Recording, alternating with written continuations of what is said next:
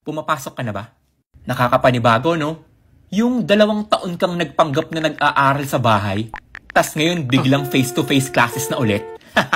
Yung dati na pag ang klase mo 8 a.m., pwede ka din gumising ng mismong 8 a.m.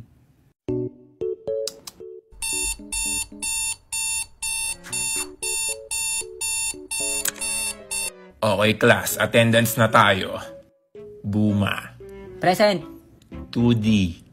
Present. Shintoons. Present. 1. Present. Ngayon, hindi na pwede. Hoy! Ba't tulog ka pa? 8:00 na. Ma, hindi pa tumutunog yung alarm ko. Wala pang 8:00. Oo nga, magbabiyahe ka pa tokmol.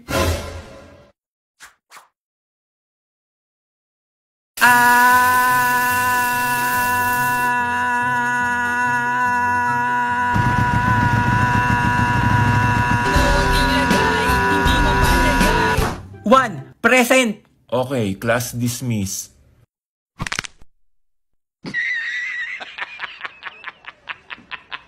I mean, may pros and cons din naman ang face-to-face classes. Aminin na natin. Tulad ng baon.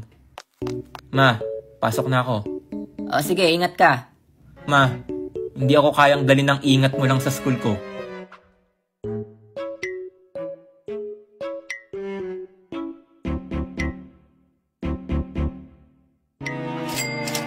Yeah! Nang bagyo. Magandang umaga po sa lahat. Wala pong pasok sa lahat ng antas ng paaralan dahil po sa malakas na ulan. Yeah! Walang pasok! O bakit? Pwede naman kayo magklase Online class kayo, di ba? Alzheimer's yan. Face-to-face classes na kami, ma.